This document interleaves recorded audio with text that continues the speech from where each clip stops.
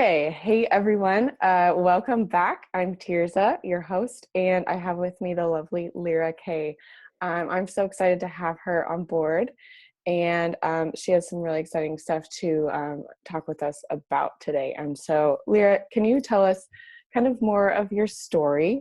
Tell us more about yourself and your journey, kind of where you started and how you got to where you are now. All right. Hello, everybody. I'm so happy to be here. Thank you, Tirza, for inviting me. So I'm a coach right now, and it took me a while doing actually a lot of art to become a coach. So I started out as I kind of describe myself right now as a 4-year-old psychic. So I was a toddler who kind of knew about spiritual realms and hang out there, saw some energies, kind of was very intuitive, and kind of felt like I know everything, especially about, looking at people. And I thought that maybe everybody else is the same. So it took me a while to kind of realize that actually, this is just my gift. And obviously at that small age, I didn't really think that that's a gift. I thought, well, that's a kind of like annoying thing to have. And my mom is a doctor, so when I told her first time about my visions and what I see, she was really freaked out. So what really happened, that I kind of shut down that. I thought, okay, this is part of me that nobody can know about. And I think at that point, I thought, okay, art could be a good way to express it. And I remember feeling like even when I was 5 years old, and I described that in some of my books, is kind of that moment when I realized that this world is made for me. It was amazing, like just seeing the woods, seeing nature, and feeling that it speaks to me, like I understand this. And then I kind of suppressed that immediate, I think, pretty normal desire to share it with everybody. And I remember that very clearly. So and until 12, I was kind of like in my own world and just doing normal things, acting as a normal kid. I got away with it. I'm kind of very, I think, was very adapted and very kind of smart to camouflage myself, try to fit in. But at the age of 12, I kind of realized that, like this huge part of me is not expressed. And already by then, I was kind of committed in the strangest way to write a poem a day or paint a painting a day. So it from very, very early age. So maybe I'm like this unusual person who was very disciplined about art, always. Like that was my path, and it was so natural for me. I never missed a day. I had stashes of notebooks with poems, with little drawing pads, and that my mom kind of like, yeah, just keep doing it. So I have to admit that my dad was a famous artist, so art was around. So art books, art, obviously friends who are artists. So that was kind of natural way. But from the age of 12, I decided that I'm going to come out of my closet and just be who I am. And I felt that that was a really, really good decision, because I was very fortunate for the rest of my life, have kind of be in a position where every job I ever had was most amazing, very artistic, very creative. So I could express myself in whatever I did. And kind of I moved from painting to writing. I mean, that kind of I was doing already. Then I went to study psychology, so I became psychotherapist, because I guess I was feeling that I need to have some kind of scientific grounds to what I'm doing. So that was funny. I had those doubts, like, am I crazy seeing those things? How do I know this all? So I went, studied psychology, became very good, psychotherapist, because I think people in those kind of healing arts, I think, naturally intuitive and natural kind of, naturally can connect with other people's emotions. So I kind of used that, of course, and traveled, did art for professionally.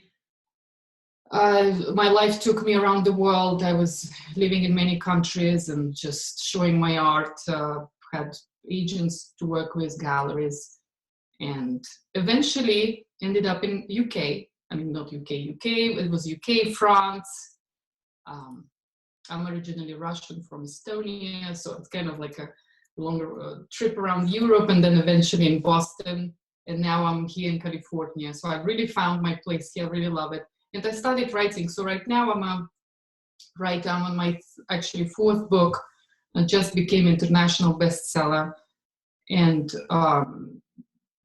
obviously loving what I'm doing. And I'm coaching people through all sorts of crises. I believe crisis is just an opportunity to grow, really grow and expand. So whenever people get to me with the with the big crises, I always say, wonderful. They like look at me and say, yes, you don't even know what's hidden in it. It's like it's amazing where it's gonna take you. And that, of course, we do it together. That's awesome. So along your journey, and I'm sure there's been multiple, tell me a time that you kind of felt like you lost your vision, and kind of how did you work through kind of getting that back and finding yourself again? Yeah, I would say this is kind of inevitable for all of us to have to be stuck sometimes. So for me, one of the biggest was now over 10 years ago, I was married. My first husband, he had depression, severe depression, and really was dying actually.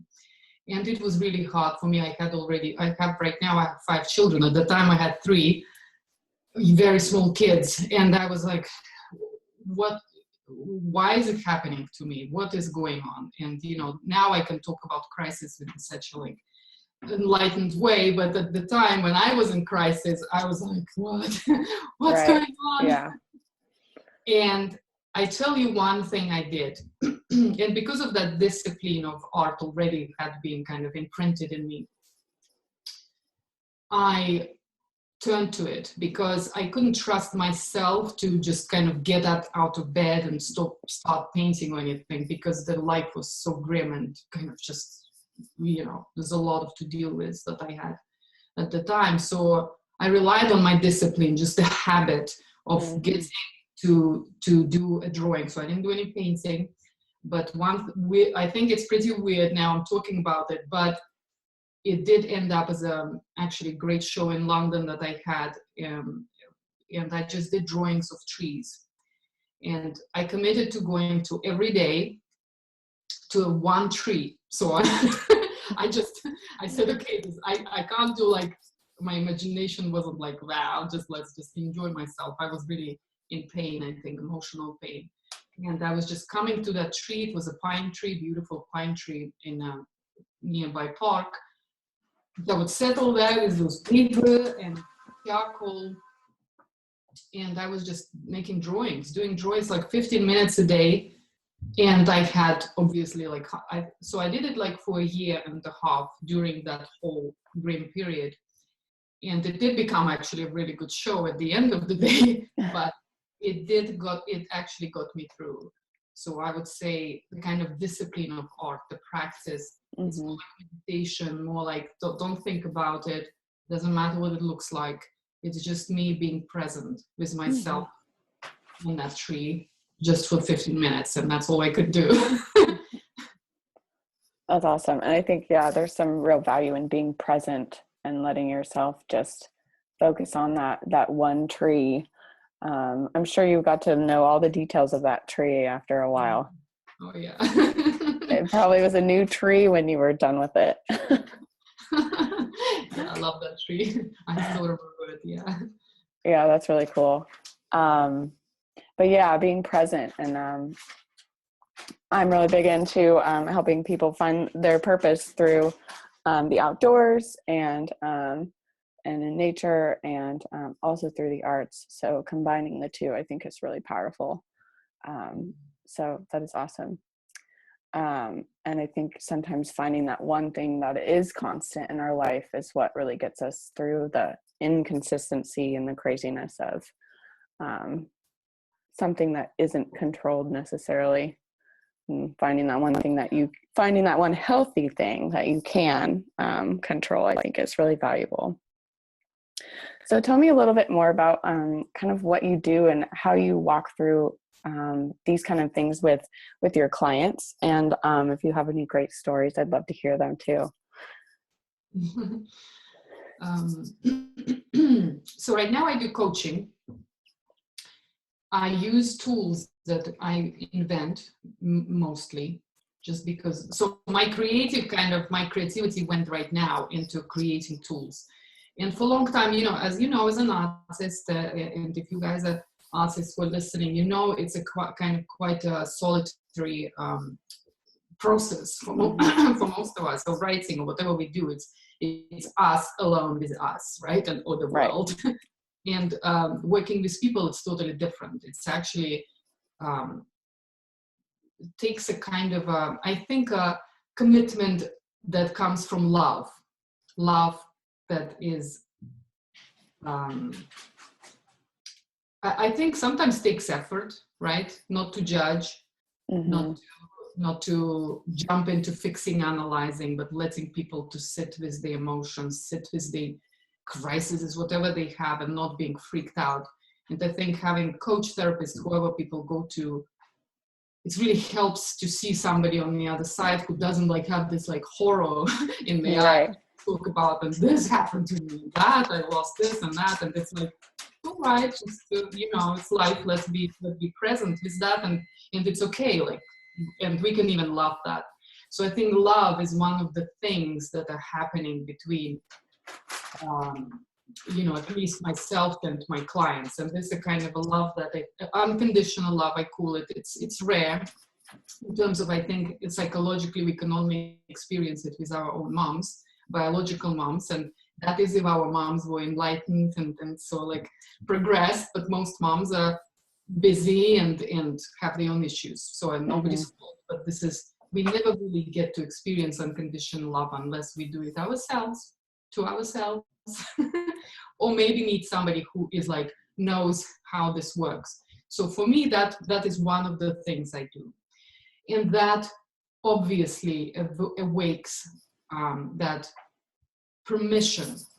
So people feel that they have permission now to express themselves. And then if it comes to art, I definitely recommend journaling.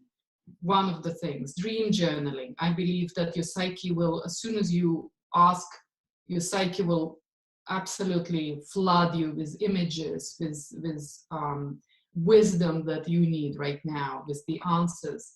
So I encourage people, of course, to kind of start connecting with their own intuition through watching the dream, starting dream diary, do free writing, and sometimes poems, sometimes when something really say dramatic had happened.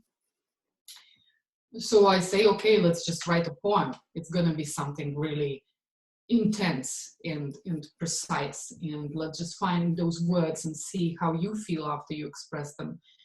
Done some exercises, people with paintings, where I would ask them, especially if there's some we all carry a certain guilt and shame about our bodies and stuff like that. I mean, I see it a lot. So I do give people exercises of painting, the body painting, all sorts of things where you can kind of nourish your body, release pain, come up. There's a lot of different tools for emotional pain release. And art, I think, is one of the fastest way to do it. You can just express, no words, no need words. Just use colors, you just use you can be spontaneous. And I always say, just be messy. It's not about the piece of art. Nobody cares. All my clients, they laugh when I say nobody cares. Really, just you being, just letting it out. And I do believe that art pieces do carry a certain energy, and then you actually, with your piece, would heal somebody else. I think it's beautiful. Yeah, not only yourself but someone else may see something in it that you never even noticed, so that really spoke to them. So I think that's really cool. Where do you find people, or where do you find yourself getting kind of stuck in your creativity or in your business, and when you help other people as well? Where do you find people really getting stuck on? Perfection, like totally. You probably hear that a lot, right? Even on those interviews, right? It's like just yesterday we did a kind of session with with an art therapist. Wasn't me, but I was a participant. It was fun, a lot of fun, and I've noticed that women were just trying to be perfect. When they draw, it needs to look like a flower. It needs to look, look like something. And I thought, well, this is interesting. I think this number one thing you have to overcome when it comes to expressing yourself freely, and really it's all about healing, is to give yourself permission not to be perfect. It's not, I always say to my clients, it's not about the image. Like really, it's not about the image. You will probably burn it. You will probably, wash it in the sink. You will probably do something with it that is it's all about releasing. If in context of my clients, it's releasing pain, and it's about getting better and growing. Sometimes it's about processing and making decisions.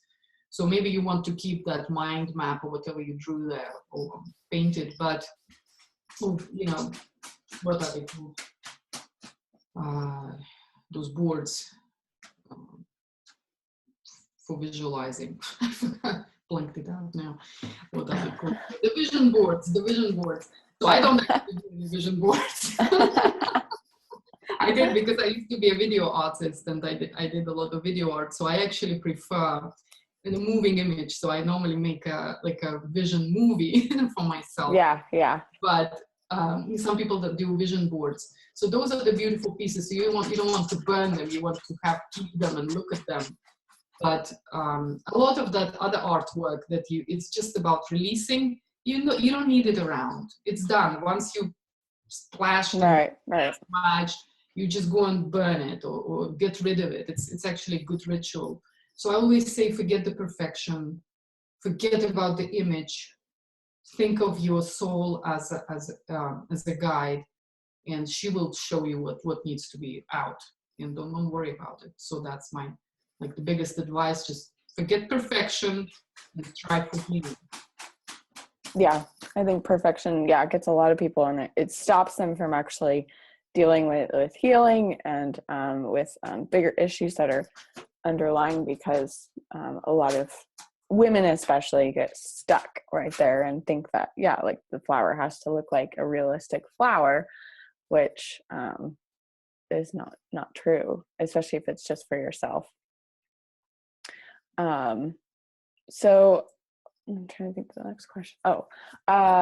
What do you do aside from what you've already talked about to kind of restore and recharge? I'm really about self-care and getting people to really take care of themselves more than just getting your toes done and your hair or whatever, but really taking care of yourself. So what do you do personally to really get to that place of restorative self, I guess? Mm-hmm. Well, that's a really great question, because I think what I've noticed, we are lacking the whole the understanding of the whole concept of self-care. When people think, yes, like I get a massage once or whatever, like for my birthday or something, and they think that's just like a self-care, or even day off, that's not enough. Like right. what is really needs to be happening, and I teach that in detail. Self-love, I call it self-love process. It's practice, it's regular.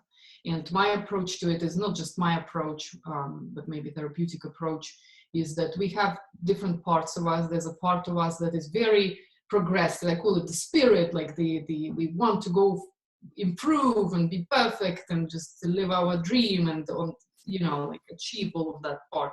And there's another part of us, this inner child, who needs, we talked about this unconditional love. And if you don't get that, like nothing else is actually gonna work for you. There's no success, because I work with a lot of women or people, men too, who are very high achievers, really did very well in their lives, yet they suffer emotionally. And if they didn't know that difference between confidence and self-esteem, they would never realize that achieving things doesn't make you happy. It Right. makes you confident, it makes you great, whatever. But happiness and that kind of inner peace, inner joy comes from your inner child being taken care of. And it needs to be taken care of just like any child. So you have a dog there, so I always compare with dogs. I said, this is like, imagine inside of you, you have part of you that never grows up. It's a lovely part of you. It's your inner child, but it's kind of was created between, from psychologists say, before you were 10 months old, and this is what you're going to live with until you die. And whatever you think that's, I am a grown up, I've done so much, I've experienced so much, I'm so wise because of that. Well, that inner child it's like a little Peter Pan. It's not going to grow up. It's just going to sit there, and you need to give it care. And just like you would have it, if you have a child, you would have to attend to it all the time. It is not once a year massage. Right. It is everyday practice. The self-care, I think it's extremely important. And what I do for myself is certainly checking out with myself. How do I feel? And this is and it's not without any judgment, just thinking, okay, maybe I feel frustrated, maybe I'm tired, maybe I'm angry.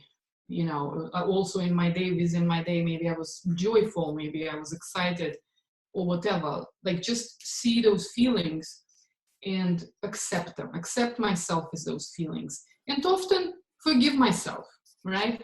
Often it's about forgiveness. Just like, okay, wasn't that, I was angry.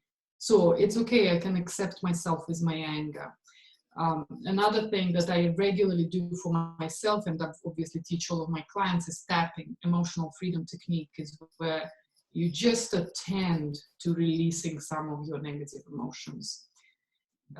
Absolutely, that is, I think it's an act of self-care. I call it like a self-therapy session with yourself. 5 minutes a day, you don't need much. Even 5 minutes a week, it's better than nothing. Right. And just being aware of yourself and that part of you that constantly wants your attention.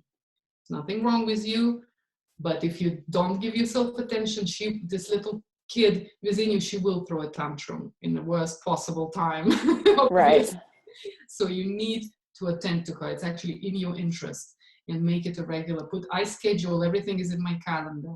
Like somebody was asking me another day, so how do you have fun? I said, okay, let me see. It's in my calendar. What's my schedule?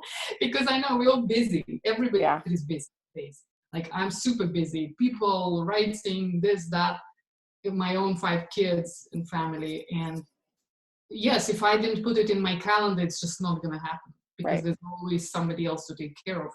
So yes, schedule. Please go schedule today. Some fun time for yourself. Yes. Yeah, I think we're also not used to doing that, because it's kind of strange, or it's a strange concept for sure, to like schedule in time to have fun, or time to be by yourself, or things like that. But I think it's just, we either tell each other one of two stories. Like you said, you make time, or you say, I don't have time, which in other words, that translates as, I don't want to do that, or that doesn't sound fun to me, or that sounds hard. And so, getting people to go to that root problem of, okay, well, why don't I want to schedule this in?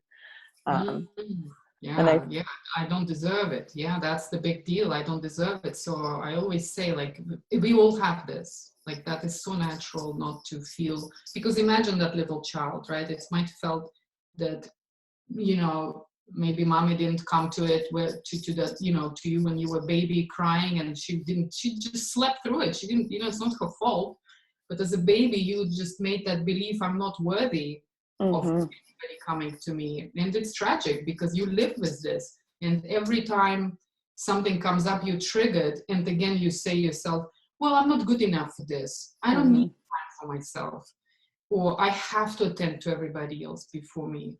And just today, somebody wrote to me, I get those emails from my clients, when they're on the kind of accountability thing, the processes that they use. And this one woman just wrote, she said, thank you for telling me about this. Like, I did not know that I can just schedule self-care and not think about whether I'm worthy of it or not, because somebody told you you have to do this. And always in my books, I always have my first chapters is all about, I know you don't believe me right now that you're worthy of it, but at the end of this, you will, because, you know, it's a process. It's that, don't beat yourself up with this, like, I'm not good enough talk. We all have this. It's just part of being human, I think, is having that kind of deprived ego. But I would say go and do it despite, or like, even if it doesn't make sense, even if people demand from you so much. As women, we know, we have families. It's like, by the time it comes to us and taking care of ourselves, like, it's just no time in the, Right.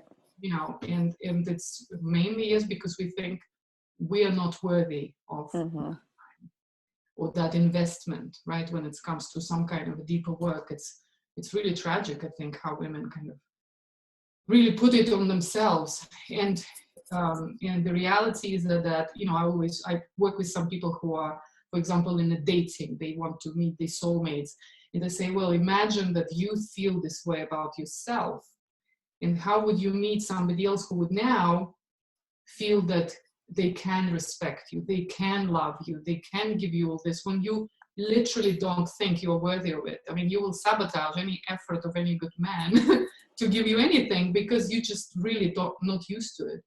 And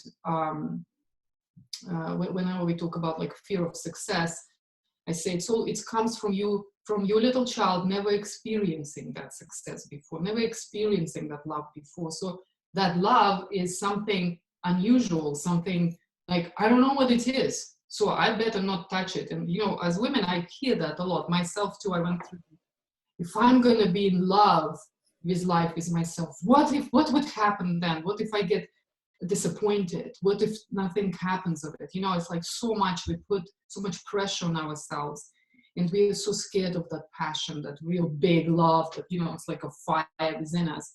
And if we're given the freedom, we think, oh, it's going to destroy like the whole world. And so we kind of sit there like courting it, and it's so sad. It's like, no, it's not going to destroy. Love is love. It's just going to create more love. And it's like a ripple effect. Just let yourself, you know, let yourself be pampered, let yourself be nurtured, and see where that will take you. And it's probably not going to, like, it's not going to be explosion. It's going to be probably beautiful process. And a lot of people would notice it and say, thank you for doing this for yourself, because now we can either follow you and see how you did it, or just kind of bathe in that warmth that you created. Yeah. I think, what was I going to say? Yeah, just, you know, the women don't, you know, there's that belief that we, you know, don't deserve that time to ourselves, and that we give, but we realize when we're giving to others, we're taking from ourselves. And so learning to really take care of yourself first, I find that those people that I look up to that really take care of themselves first, they're able to give more and be more generous, because, and be more available, because they've taken time for themselves. And yeah, I think a lot of women, especially, and men who think that, yeah, if they start the journey of self-care, that everything's going to come out and it's going to explode and it's going to be awful. And I think there's definitely that fear of the unknown of ourselves, that, you know, there's lots of uncharted territory in all of us. And so, you know, getting people to realize like it's going to be okay. It's actually a beautiful process. And yeah, there's going to be some yucky stuff that you have to work through. But you know, you will survive. You'll come out the other side. Yes. I think that is the most like valuable thing, I think, is when, you know, you're interviewing people, and this is like so great, because you will hear us telling those, you know, sometimes horrible stories, even some, you know, things that we went through. And for a long time, I was not talking about any of my stuff.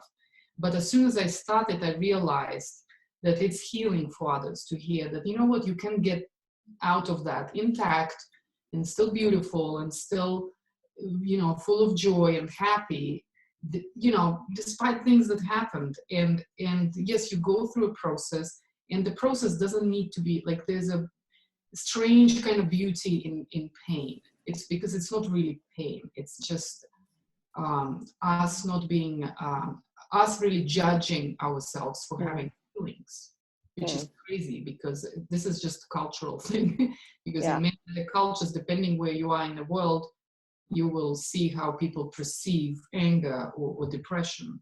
In Africa, for example, had been study that by this Harvard professor who actually was from Africa, came to Harvard, now is teaching in Harvard, but went back there to study mental illnesses. And he said, as soon as somebody has a depression in a tribe, they pick that person up and take him to the special place and start teaching him. He's now a healer. Officially, he's becoming a healer of the tribe. So they're not horrid, they celebrate it, and they think this is a sign. And then he brought it back to the West and telling us, like, this is what they do. They don't lock people out. They don't give them pills or whatever, just don't feel anything. And instead they actually see, what is it the sign of? What's in that sadness? So I've never called any emotion ugly or and kind of would look at that pain and say, can you somehow feel without being attached to the whole stigma of having that feeling, that whole judgment about it? And this is also act of self-care and self-love. When you kind of start learning, I always encourage people, please learn about emotions, learn about psychology, how it works, about chemistry of emotions. Like, there's so much. Like, if you didn't sleep, if you didn't eat, you get grumpy, and then you think, why am I grumpy? Well, just go and eat something, like hydrate, That would sort things out. And this act of self-care, just knowing how you work, about cycles. Like, okay, we might all feel a bit irritable or edgy once a month as women, right? So if you know that about yourself, so don't judge, don't try to kind of like fight it, but just go with it. Like, be gentle with yourself, be compassionate to yourself.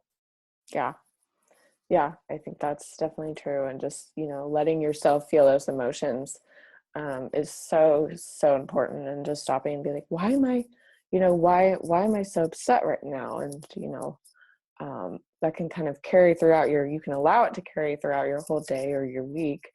I think we all know that feeling of like, why am I so on edge? There was something that happened or something. And learning to just sit back and be like, okay, what was it? And letting yourself, like, just being okay with that and sitting with there, I think is really important. And I really try to do that if I'm, find myself like really upset or worked up about something.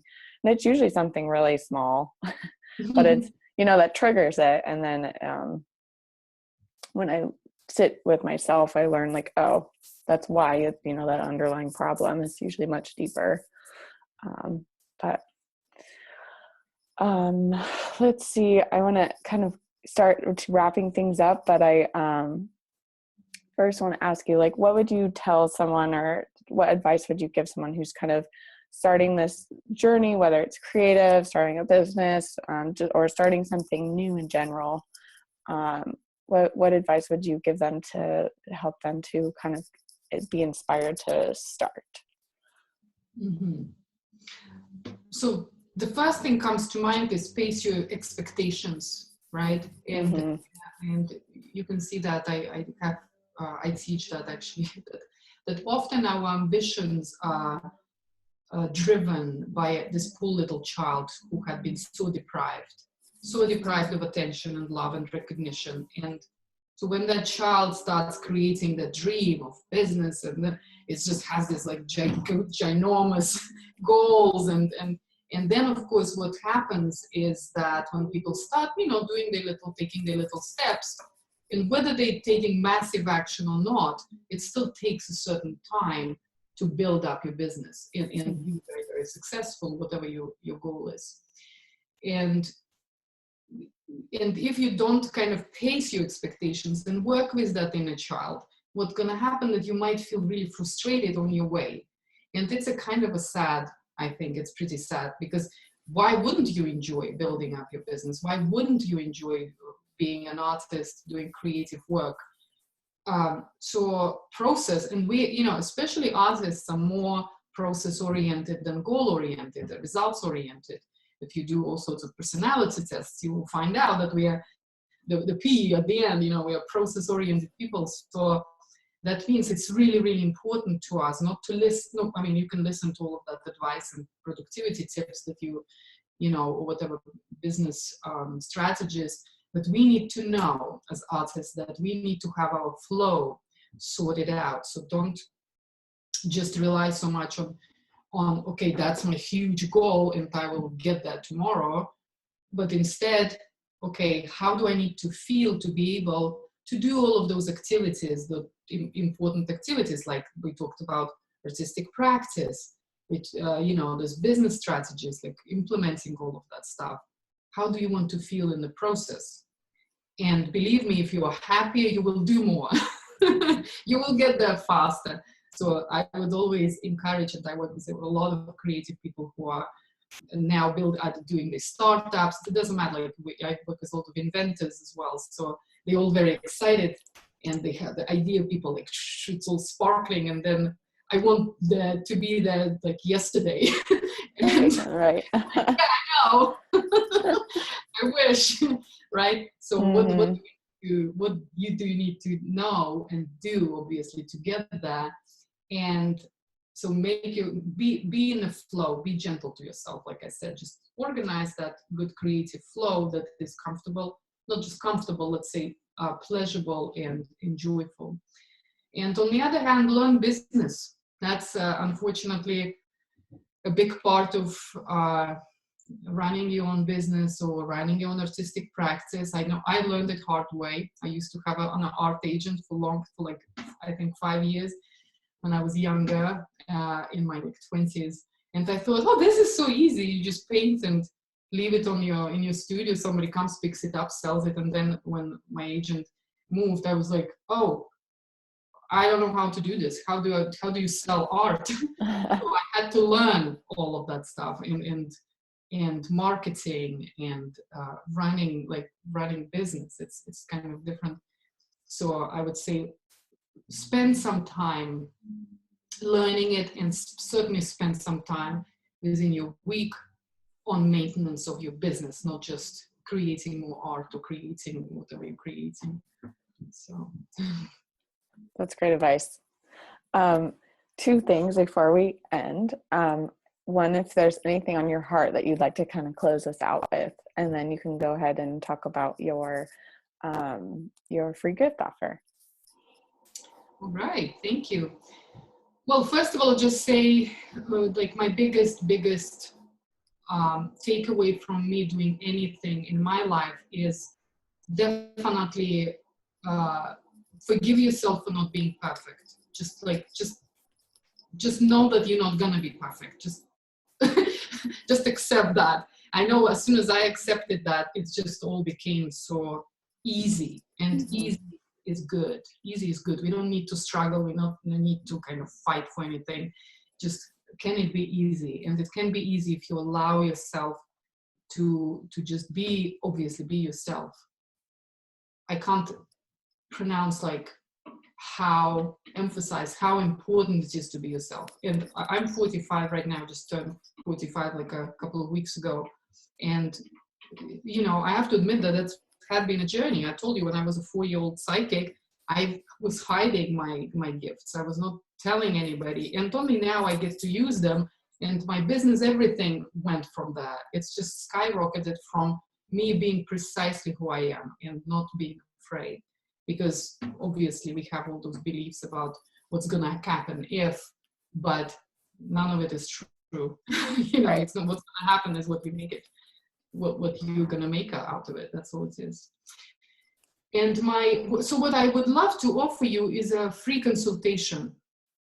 So it's a 15-minute laser strategy session. What I really am good at is I call it fast track psychoanalysis. So, I could have called it a psychic session, but it's just not because I'm not necessarily, because I'm more interested in what you're going to do with that information than just giving you the information. But I do have a particular process that is only 2 questions that get you to find out your shadow archetype. And that's what I've been working on just lately. It's my last project. So within 2 questions, I will actually get to you quite a bit of information about what your biggest fears are, what drives you, what drives your subconscious mind, right? That little child.